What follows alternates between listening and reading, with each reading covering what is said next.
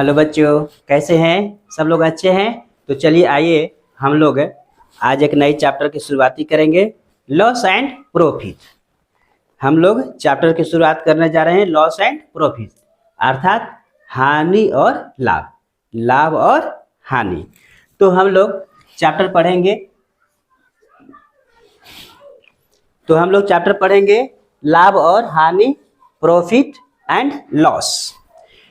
तो सबसे पहले हम लोग ये जानेंगे कि लाभ और हानि क्या होता है। लाभ और हानि क्या होता है, सबसे पहले हम लोग ये जानेंगे। आप देख रहे हैं अंशु अजय मैथ एक्सप्रेस। इस चैनल में आप लोग लाभ और हानि की बात करते हैं।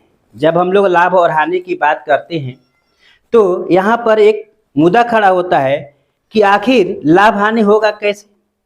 तो हम लोग जब किसी वस्तु को खरीदते हैं, जब हम लोग किसी वस्तु को खरीदते हैं और बेचते हैं, इस क्रम में हमें लाभ अथवा हानि होती है। तो आइए हम लोग देखते हैं कि पहले वस्तु को खरीदते हैं, उसे हम कहते हैं क्रय मूल्य। जब वस्तु को खरीदी जाती है तो हम उसको कहते हैं क्रय मूल्य। तो क्रय मूल्य किसे कहते हैं? क्रय मूल्य किसे कहते हैं? जब किसी वस्तु को खरीदा जाता है, जब कोई वस्तु हम खरीदते हैं और उसके बदले जो राशि हम देते हैं, जो राशि उसके बदले में हम देते हैं, उसे क्रय मूल्य कहते हैं। मान लीजिए ये स्केच पेन हमें खरीदना है और इस को खरीदने के लिए जो हम इसके लिए पैसा देते हैं, जैसे हम लोग 20 रुपये दिए तो इसको लेते हैं और 20 रुपया देते हैं, अर्थात इस वस्तु का क्रय मूल्य 20 रुपया हुआ। The cost of this sketch pen is 20 rupees। तो आइए हम लोग यहाँ पर देख लिए क्रय मूल्य, और इसको हम शॉर्ट में CP कॉस्ट प्राइस कहते हैं। शॉर्ट में से हम क्या कहते हैं? कॉस्ट प्राइस कहते हैं। इसके बाद में हम देखते हैं विक्रय मूल्य।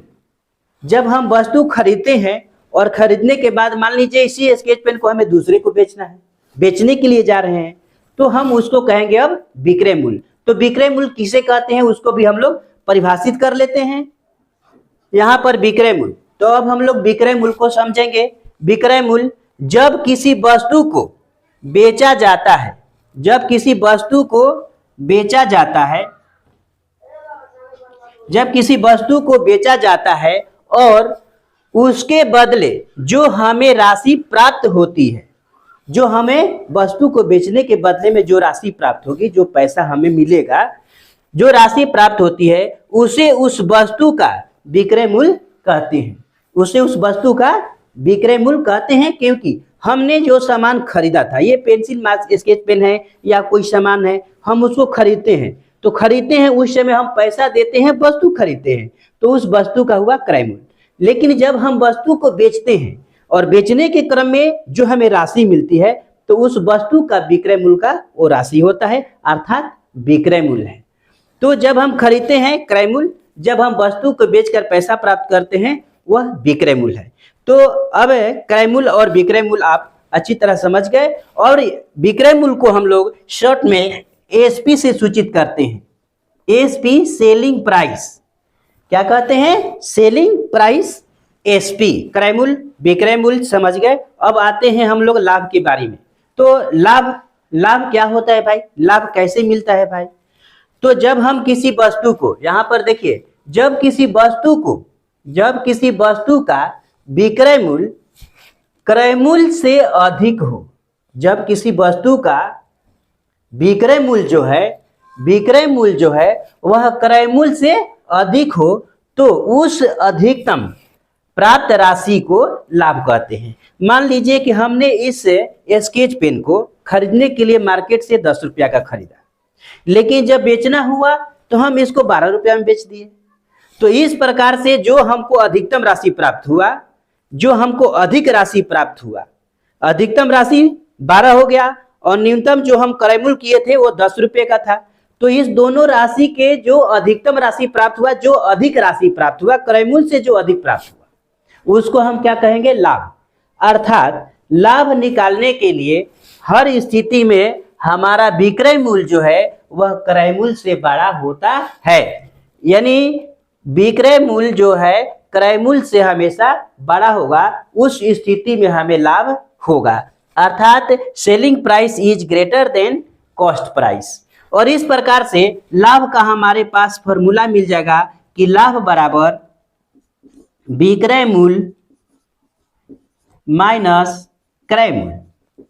विक्रय मूल्य माइनस क्रय मूल्य, हमारे पास एक फॉर्मूला मिल गया। हानि कब होती है, किस स्थिति में हानि होती है, और हानि को हम कैसे परिभाषित करेंगे। जब हम किसी वस्तु को, यहाँ पर देखिए, जब किसी वस्तु को यानी वस्तु का क्रय मूल्य, जब हम किसी वस्तु को बेचते हैं, तो जब किसी वस्तु का विक्रय मूल्य क्रय मूल्य से कम हो, जब हम किसी वस्तु को बेचते हैं तो प्राप्त जो राशि है वो क्रय मूल्य से कम हो, तो उस कम प्राप्त हुई राशि को हानि कहते हैं। जैसे इस वस्तु को हम मान लीजिए खरीदते हैं, तो 5 रुपया में खरीदे और इसको 4 रुपया में बेच दिए।